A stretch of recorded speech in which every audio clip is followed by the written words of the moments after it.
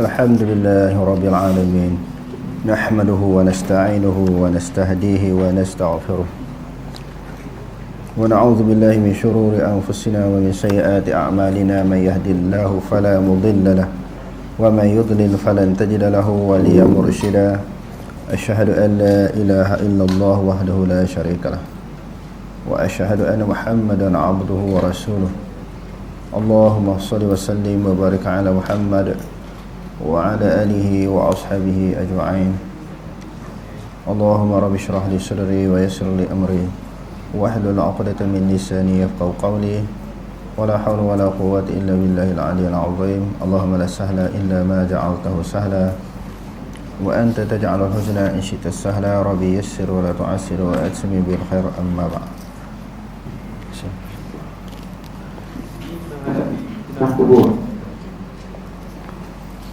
Sebagaimana manusia, jin juga berhadapan dengan fitnah kubur. Apa maksud fitnah yang kita cerita semalam? Ujian, soal jawab, soalan daripada munkar nakir. Itu maksudnya sebahagian daripada maksud fitnah. Sebab mereka juga adalah golongan yang ditaklifkan untuk melaksanakan hukum syarak. Apa maksud ditaklifkan? Dibebankan, diperintahkan, diarahkan untuk melaksanakan segala hukum syarak. Jadi kalau manusia pun kena soal, demon pun sama lah. Kalau manusia pun memperoleh syurga hasil daripada ibadat yang dilakukan oleh manusia, jin pun sama. Kalau sekiranya manusia boleh azab, siksaan dan neraka sebab tak beriman dan tak beramal, jin pun sama. Sebab tu dalam ayat Quran di dalam surah Al-A'raf Allah Subhanahu wa taala berfirman walaqad zara'na li jahannama katsiran minal jinni wal ins. Sebahagian daripada isi neraka itu adalah daripada jin dan juga manusia. Kerana kedua-dua golongan ini adalah merupakan golongan yang ditaklifkan oleh Allah untuk melaksanakan hukum syarak. Okey, terus. Jin apabila mati juga didatangi oleh malaikat munkar dan nakir dan mengalami sama ada nikmat atau azab selepas kematian. Hal tersebut kerana dalil daripada Al-Quran dan Sunnah menjelaskan secara umum dan tidak membezakan antara jin maupun manusia. Apalagi dari segi taklif syarak, jin dan manusia sama-sama ditaklifkan dengan tugas melakukan ibadah kepada Allah Subhanahu wa taala. Wa ma khalaqtul jinna wal insa illa liya'budun. Dan aku tidak menjadikan jin dan manusia melainkan untuk beribadah. Liya'budunani asalnya. Liya'buduni asalnya ada ya situ. Supaya mereka menyembah akan aku. Maksudnya tujuan Allah Subhanahu wa taala jadi jin dan juga manusia ni untuk sembah. Jadi soalannya, ada kemusykilan di dalam perbahasan ayat ini. Adakah Allah Subhanahu wa taala mengambil faedah ataupun mengambil munafaat daripada kejadian makhluk jin dan manusia ni? Adakah Allah Taala ambil faedah, ambil munafaat? Sebab dalam ayat ni kata, tidak aku jadikan jin dan manusia melainkan untuk beribadah kepadaku. Untuk beribadah kepadaku. Di sudut zahir macam Allah Ta'ala tu ambil apa? Ambil munafaat daripada kejadian. Bukan maksud macam tu. Setengah orang sebut untuk beribadah pun tak boleh, terjemah tu salah. Dulu saya dah cerita, dah berlaku perbahasan panjang. Untuk beribadah, untuk maknanya ada munafaat. Sebenarnya kalau kita tengok dalam kitab-kitab tafsir, dia bukan maksud macam tu. Dia kata innama khalaqtuhum. Contohnya di dalam tafsir Ibnu Katsir. Ibnu Katsir kata iaitu innama khalaqtuhum li amrihim bi ibadati. Iaitu aku menjadikan mereka di sini siapa? Jin dan manusia. Li amrihim, bagi memerintahkan mereka bi ibadati la li ihtiyaji ilaihim. Memanglah Allah Taala suruh beribadah kepadanya. Sebab tu dia jadikan jin dan manusia. Tetapi bukanlah bermaksud dia kata la li ihtiyaji ilaihim. Tidaklah aku berhajat sebab wallahu ghaniyun 'anil alamin. Jadi kadang-kadang orang nak mengaji tauhid terlalu falsafah sangat. Dia kata tak boleh sebut lagu tu. Saya pernah jumpa lah orang nak bahas tentang ayat ni. Kalau kita kata Allah Ta'ala ambil manfaat, jadi kafir, murtad. Sedangkan Allah Ta'ala tidak mengambil faedah daripada kejadian. Kita pun cakap benda yang sama, Allah Ta'ala tak ambil faedah. Sebab wallahu ghaniyun 'anil 'alamin. Allah Ta'ala kaya daripada sekalian alam. Apa makna kaya? Maknanya tidak berhajat. Jadi kalau kita tengok ulama-ulama tafsir, semuanya menghuraikan begitu. Memang untuk beribadah, tapi bukan untuk diambil manfaat. Sebab itu kalau orang tak buat ibadah semua pun, Allah Ta'ala tak rugi. Semua manusia beribadah pun Allah Ta'ala tak dapat manfaat. Kalau gitu tujuan untuk apa dijadikan? Untuk sembah sebagai seorang hamba, melahirkan ubudiyah, perhambaan, bukan untuk mengambil manfaat, untuk nak tunjukkan kita ni hamba. Hamba abdi Allah Ta'ala. Wa qala Ali bin Abi Talhah.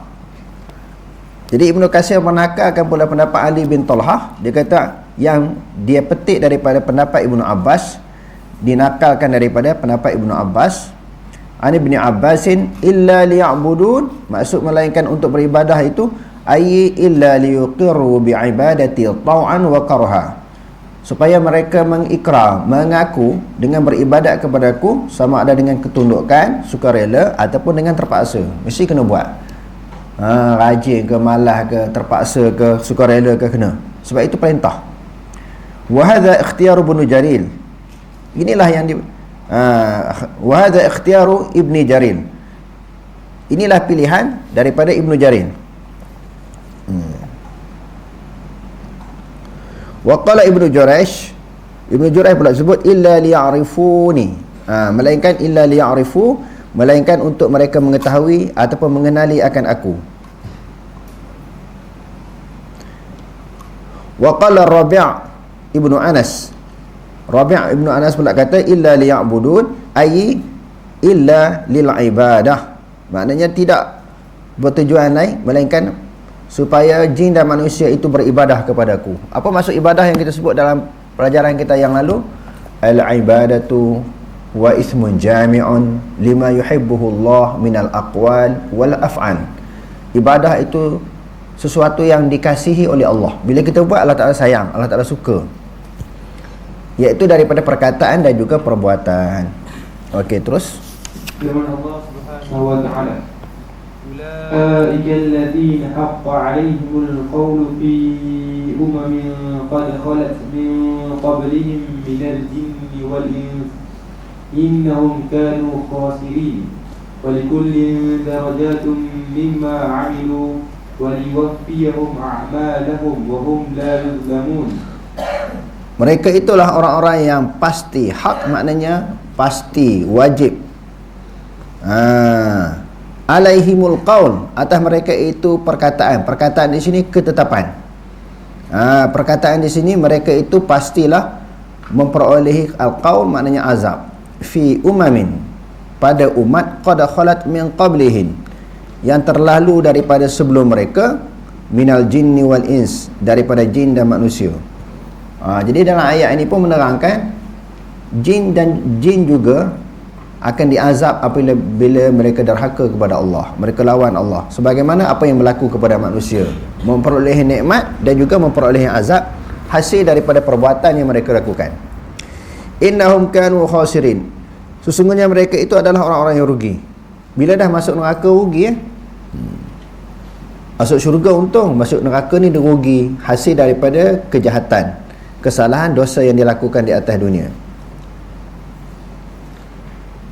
Likullin darajatun, setiap makhluk itu mempunyai darjat. Likullin maknanya setiap makhluk, darajatun, makhluk di sini jin dan manusia.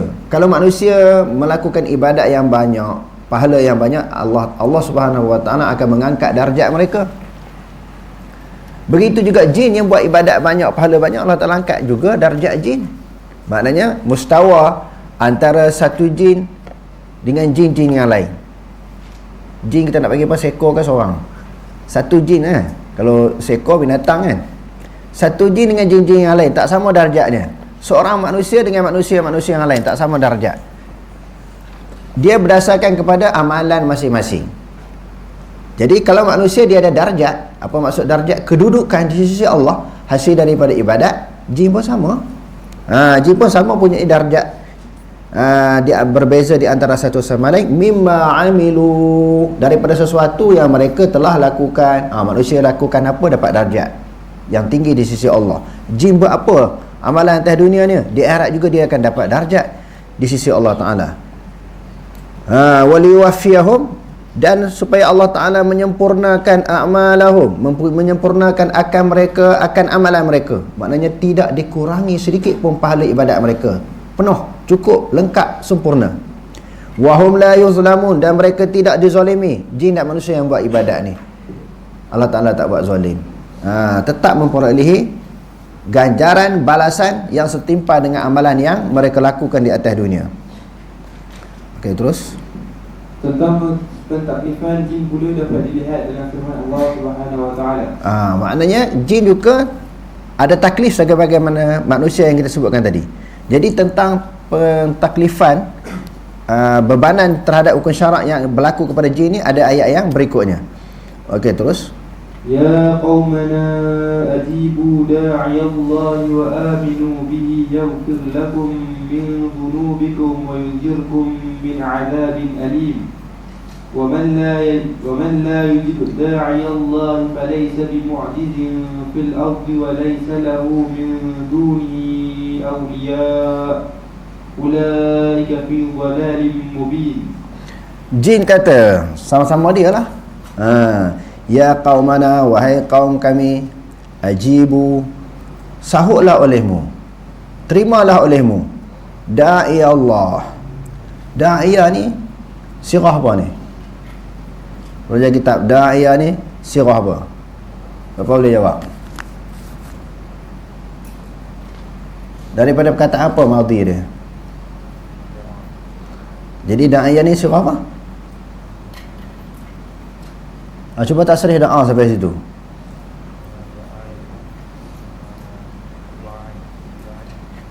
Ni sirah apa?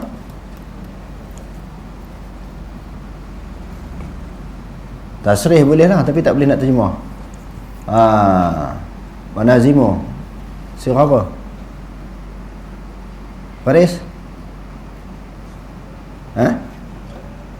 Dia kata apa? Bukan tu. Di kalimah apa tu? Dalam tasrih 10 tu kalimah apa?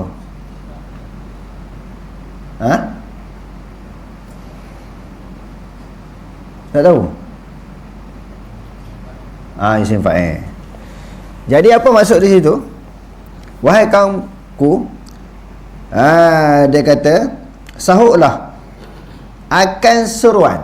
Bila kita kata isim fa'il, siapa yang menyeru? Da'i Allah, penyeru kepada Allah, yakni Muhammad sallallahu alaihi wasallam.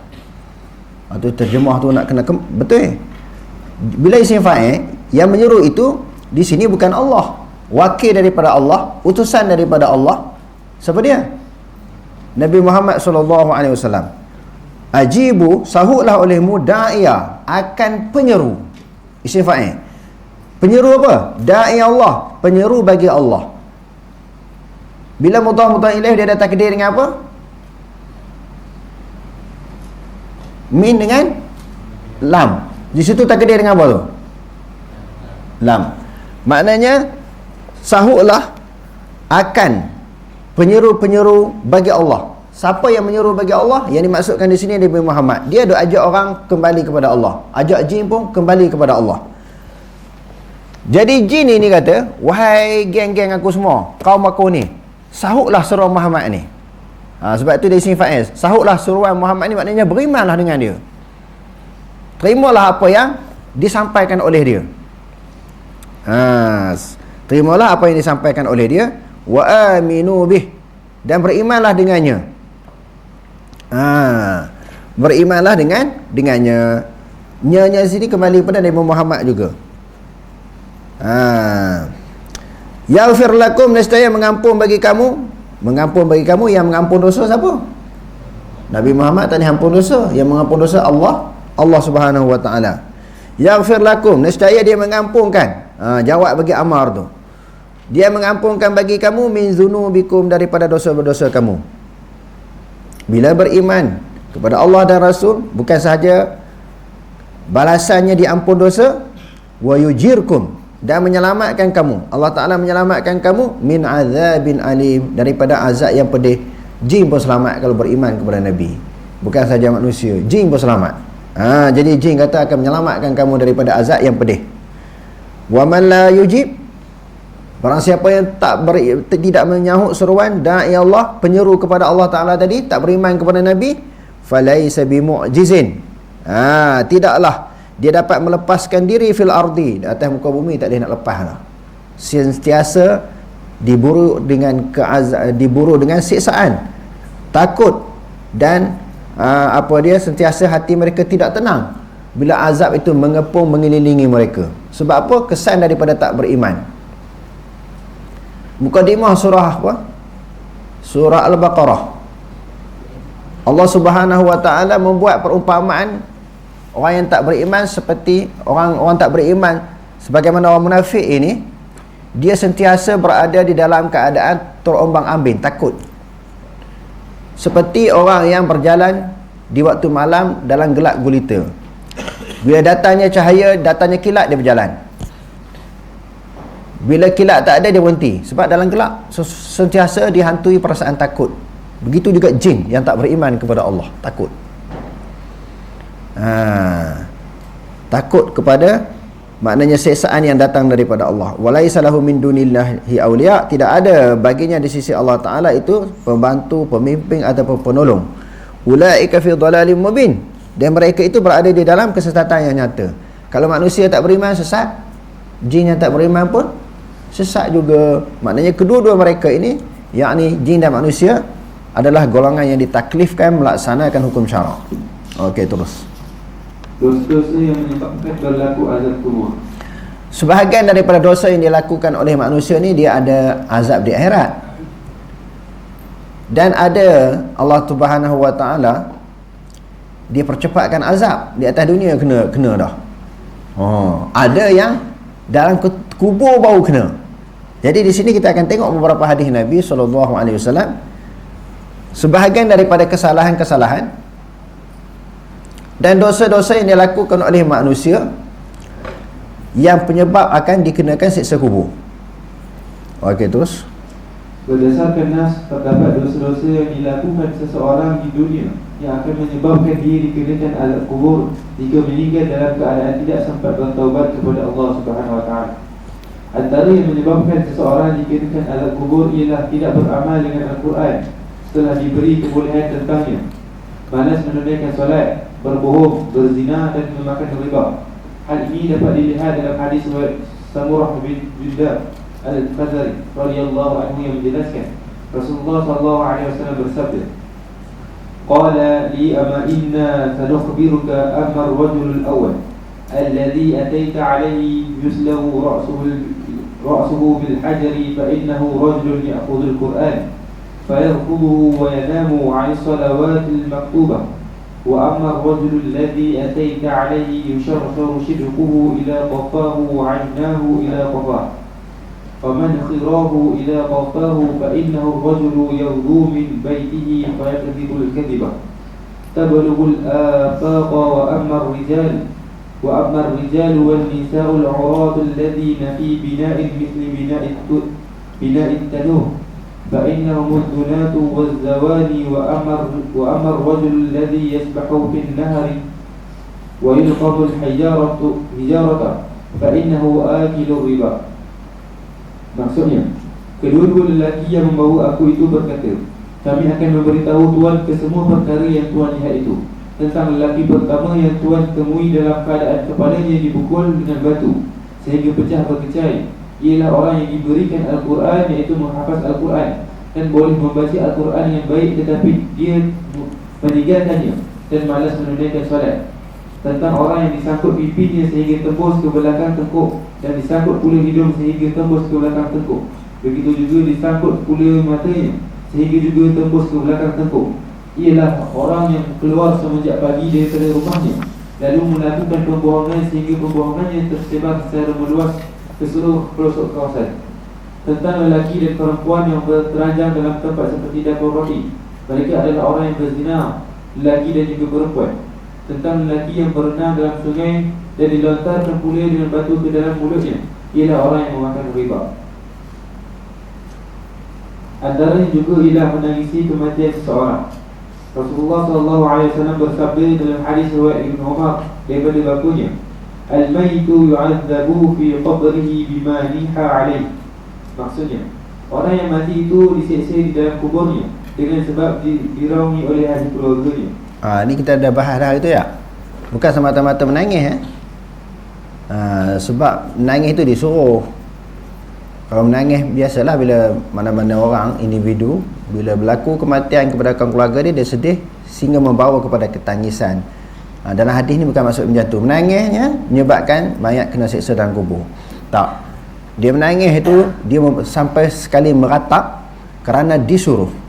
Yang kedua, kerana itulah perbuatan si mati. Bila orang mati dia meratap, dia menjerit, dia meratap. Bila dia pula mati, orang ikut perangai dia. Wa man sanna sunnatan sayyi'atan falahu wizruha wa wizru man amila biha wa la yanqusu min auzarihim syai'a. Ini atas dua alasan itulah dia diseksa. Okey, terus. Antaranya juga ialah tidak membersihkan kencing, mengumpat dan menyebarkan fitnah dalam kalangan masyarakat. Dalam hadis riwayat Ibnu Abbas radhiyallahu anhu menjelaskan, Rasulullah SAW pernah lalu di hadapan dua buah kubur dan kedua-dua penghuninya sedang diazab. Bagi dia bersabda, innahuma la yu'adzabani wa ma yu'adzabani fi kabirin amma ahaduhuma fakana la yastatiruhu min al-bawl wa amma al-akharu fakana yamshi bin namimah. Maksudnya, kedua-duanya sedang diazab. Kedua-duanya tidak diazab kerana satu perkara besar. Lalu seorang daripadanya diazab kerana tidak menyembunyikan diri ketika membuang air kecil, termasuk tidak membersihkan diri. Dan yang seorang lagi menyebarkan fitnah dalam kalangan masyarakat. Azab dan nikmat kubur. Terdapat hadis secara mutawatir tentang kewujudan azab dan nikmat kubur untuk orang yang berkelayakan untuk menerimanya. Begitu juga dengan soalan dua malaikat yang disebutkan di atas. Wajib kepada orang Islam menghentikan perkara itu sabit dan beriman dengannya. Perlu menjauhi daripada membicarakan tentang caranya, kerana akal tidak dapat menyelami tentang caranya kerana ia tidak ada contoh di alam dunia ini. Syarat tidak datang untuk membawa sesuatu yang mustahil menurut pandangan akal. Bahkan syarat membawa sesuatu yang membingungkan akal. Kembalinya roh kepada jasad bukan dalam bentuk yang dapat dilihat di dunia. Bahkan roh dikembalikan kepada jasad dalam bentuk yang tidak pernah pun terlintas dalam fikiran manusia. Azab kubur juga dikenali sebagai azab barzakh.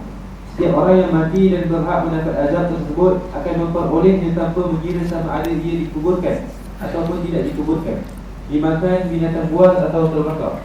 Malah walaupun yang telah menjadi debu yang ditiup angin di udara, begitu juga yang disalib atau ditenggelamkan dalam lautan. Azab akan terkena kepada badan dan rohnya, seperti mana orang yang dikuburkan sebagaimana biasa. Apa saja yang disampaikan oleh Rasulullah SAW perlu dipahami tanpa keterlaluan dan kekurangan. Firman Allah Subhanahu wa taala, "Wa man azlamu mimman iftara 'ala Allah kadiban aw qala uhiya ilayya wa lam yuha ilayhi syai'un wa man qala sa'unzilu mithla ma anzala Allah."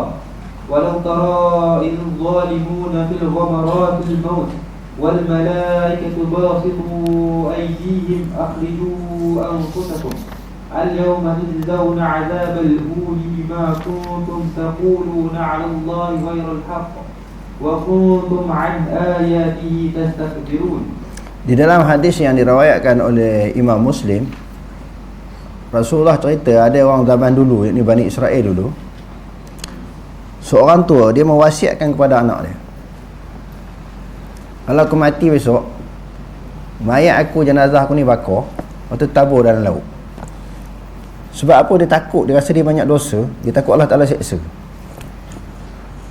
Lepas tu selepas dia meninggal dunia, anak dia buatlah apa yang diwasiatkan, apa yang diperintahkan. Bakar mayat dia, tabur dalam laut, dibawa angin. Tak duduk di satu tempat. Kalau tak dalam kubur kena belasah, kena seksa. Dia takut sangat, dia rasa aku dosa banyak, kalau kena seksa ni tak tertanggung, dia kata. Lepas dia mati tu Allah Ta'ala tanya dia, kenapa kamu buat macam tu? Etikad dah salah tak tu? I'tiqad dia kata Allah Ta'ala tak boleh nak seksa lah sebab atas debu, ataupun atas habu dia tadi, bukan atas jasad mudah hancur. I'tiqad salah kan. Tapi dia bagi jawapan kepada Allah. Dia kata, ya Allah, aku terlalu takut kepadamu ya Allah, sehingga aku perintahkan anak-anakku buat macam tu. Allah Ta'ala maafkan kesilapan dia. Orang yang nak cari kebenaran, dia tersilap di dalam menentukan pegangan ataupun i'tiqad dia, Allah Ta'ala maaf. Sebab dia tak jumpa alasan yang kukuh untuk dia pegang. Ini bagi orang-orang yang jahil, Allah Ta'ala maafkan kesilapan dia. Walaupun di dalam masalah i'tiqad, dia telah mengiktikadkan satu benda yang salah bagi Allah. Sebahagian ulama pula kata, kalau bagi umat Nabi Muhammad, dia tak boleh jadi isu ni sebagai hujah dalam i'tiqad. Salah.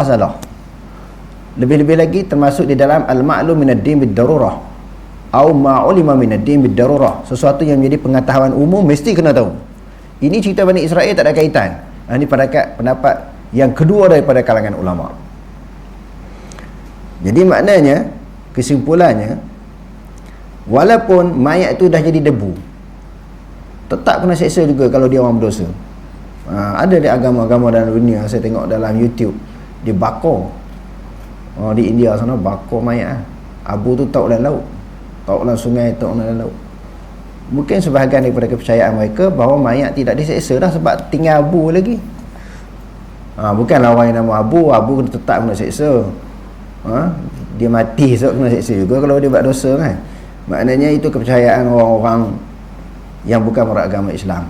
Itu tak boleh jadi hujah lah. Sebab dalam i'tiqad Ahlussunnah wal Jamaah ni, tetap kena seksa walaupun jasad dia tinggal abu. Kerana diseksa bukan jasad, kerana jasad dah tak ada. Sebab tu orang kafir Mekah tu nak azab macam mana? Jasad dah tak ada. Tapi yang dikena azab, seksaan tu terhadap roh. Roh itu masih kekal. Okey, terus. Firman Allah Subhanahu wa taala, "Fawaqahu Allahu as-sayyi'ati ma makaru wa haqa bi ali fir'aun su'ul 'adzab." Ayat ni dah kita terjemah pada pelajaran kita yang lepas. Jadi kita teruskan ya. Okey, terus. An-naru yu'raduna 'alayha ghuduwan wa 'ashiyyan wa yawma taqumu as-sa'atu adkhilu ala fir'aun ashadda al-'adzab.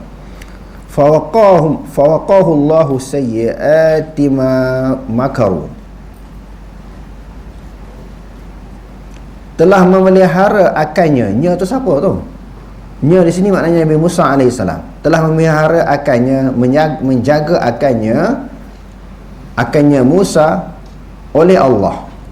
As-sayyi'ati, akan kejahatan-kejahatan makaru, sesuatu yang mereka tipu dayakan, sesuatu tipu daya yang mereka rancangkan. Jadi orang kafir ni sentiasa melakukan perancangan, tipu daya untuk menghancurkan pesuruh-pesuruh Allah. Ini dalam isu Nabi Musa. Dalam isu Nabi Muhammad pun sama. Wa iz yamkuru bikal ladzi nakafaru liyusbituka aw yaqtuluka aw yukhrijuk wa yamkuruna wa yamkurullah wallahu khairul makirin. Jadi dalam ayat ni Allah Ta'ala kata telah menjaga akannya oleh Allah Ta'ala sayyiati i'rab apa tu?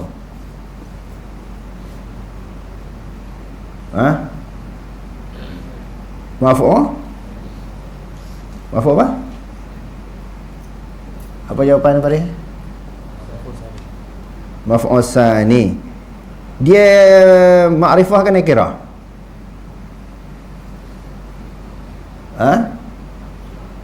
Nakirah kenapa tak ada tanwin? Idhafat kepada ma. Kau ingat kalau isim nakirah mesti ada tanwin, tapi kerana dia jadi mudhaf kepada ma, idhafat kepada ma, sayyiati ma, kejahatan-kejahatan sesuatu yang mereka rancangkan. Wa haqa, dan mengepunglah bi ali fir'aun, pengikut-pengikut Firaun, su'ul azab. Maknanya fa'il bagi haqa, telah mengepung Firaun, pengikut Firaun, ali, pengikut ataupun tentera-tentera Firaun oleh azab. An-naru yu'raduna 'alaiha. Jadi neraka itu dibentangkan Dibentangkan atas neraka itu ghuduwan wa asyiyah, pagi petang dibentangkan. Bentang saja pun dah takut, dah menggerungkan, apatah lagi diseksa. Dibentang dan diseksa mereka ini. Wa yauma taqumus saah, dan sehinggalah bila berlakunya hari kiamat, adkhilu tu fi'il apa tu? Malam ni kena banyak tanya sikit, sebab ayat kadang-kadang ayat yang jarang-jarang kita Amma terjemah apa tu?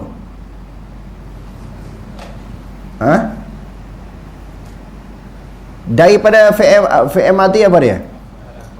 Adkhala, tasrih sampai jadi adkhilu.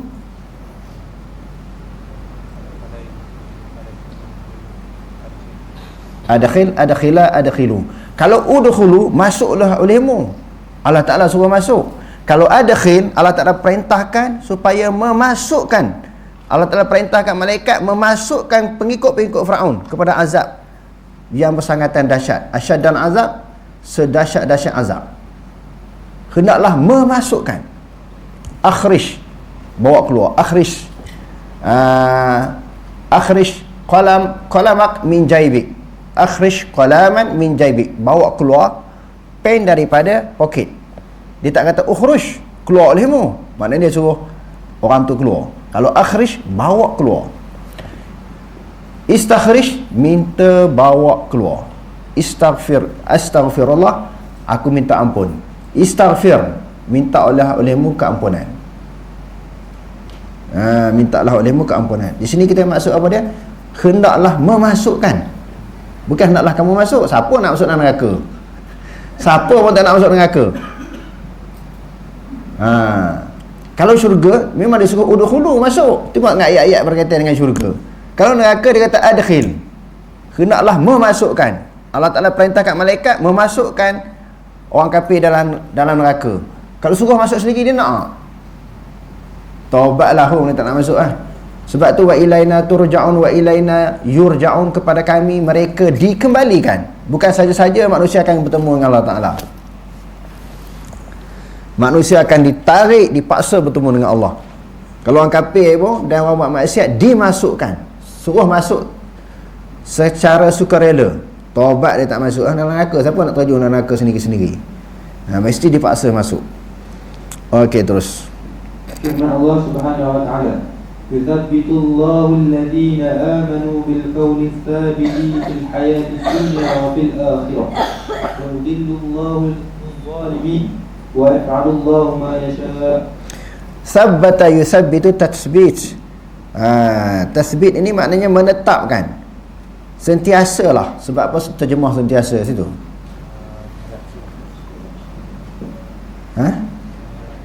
Ya. Sentiasalah Allah Subhanahu wa taala meneguhkan orang-orang yang beriman dengan perkataan yang tetap. Perkataan yang tetap kalimah tauhid, la ilaha illallah tu. Bila itulah pegangan mereka di dunia, Allah Ta'ala teguhkan akidah mereka, pegangan mereka fil hayati dunia, di atas dunia tak goyang, dan juga di akhirat, bahkan dalam kubur. Sebab tu Nabi SAW ajar kita berdoa Allahumma sabbithu bil qawli thabiti fil hayati dunya wal akhirah. Doalah supaya mayat dalam kubur ini sabit, tetap. Perkataan yang tetap di dunia dan akhirat, iaitu la ilaha illallah. Maknanya tiada Tuhan yang sembah melainkan Allah. Itulah ucapan dia. Di atas dunia afdalul zikri fa'lam annahu la ilaha illallah. Itu ucapan di atas dunia, dalam kubur pun tetap. Bila ditanya oleh malaikat, itu Allah Ta'ala Tuhan dia. Kalimah tauhid itu tak ada goyang. Di akhirat besok ditanya, lagu tu juga pegangan dia tidak berubah. Jadi Allah Ta'ala tetapkan perkataan yang sabit bagi orang beriman ini di dunia dan juga di akhirat, dan menyesatkan oleh Allah Ta'ala akan orang-orang yang zalim, dan Allah Ta'ala melakukan sesuatu yang dia kehendaki. Okey, terus. Golongan mulhid dan ahli falsafah menolak adanya azab kubur. Mereka mengatakan ia bukan sesuatu yang hakiki. Mereka beralasankan hujah akal, iaitu apabila mereka membuka kubur, mereka tidak menemui apa-apa dalam kubur tersebut, sebagaimana yang dinyatakan oleh Nas. Mulhid orang tak percaya kepada Tuhan. Mereka tak percaya juga azab kubur ni. Okey, terus. Golongan Khawarij dan sebahagian golongan Mu'tazilah menafikan wujud azab kubur, seperti Dinar bin Amru dan Bashir Al-Muraisi. Pandangan mereka berbeza dengan pandangan keseluruhan golongan ahli sunnah wal jamaah dan juga sebahagian besar golongan Mu'tazilah. Golongan ini menolak ilmu yang mereka ketahui. Mereka beranggapan pandangan mata mereka boleh melihat segala sesuatu dan pendengaran mereka boleh mendengar segala sesuatu. Hari ini kita mengetahui banyak rahsia alam yang mana pendengaran dan penglihatan kita tidak dapat mendengar dan melihatnya pada masa lampau. Sesiapa yang beriman kepada Allah akan pasti mempercayai berita yang disampaikannya. Bentuk azab dan nikmat dalam kubur. Sifat nikmat dan azab yang terdapat di alam barzakh dapat dilihat dalam hadis yang sahih. Antaranya ialah hadis riwayat Al-Barra'. Rasulullah sallallahu alaihi wasallam bersabda, "Fayunadi munadin minas sama'i an sadaqa 'abdi fa'afrishuhu minal jannah wa albisuhu minal jannah waftahu lahu baban ilal jannah fayatihi min fiha wa rawhiha wa yufsahu lahu fi qabrihi madda basari wa yatihi rajulun hasanul wajhi hasanul thiyabi tayyib arwihi fayaqul abshir billadhi yasuruka hadha yawmuka alladhi kuntu tu'adu fayaqul wa man anta fawajhuka الوجه الذي يجيء بالخير فيقول أنا أملك الصالح فيقول ربي أقم الساعة حتى أرجع إلى أهلي. Wallahu a'lam. Panjang hadis nak terjemahan. Kita sambung minggu depan insya-Allah. Aqulu qawli hadza wa astaghfirullah al-azim wa lakum. Wassalamu alaikum warahmatullahi taala wabarakatuh.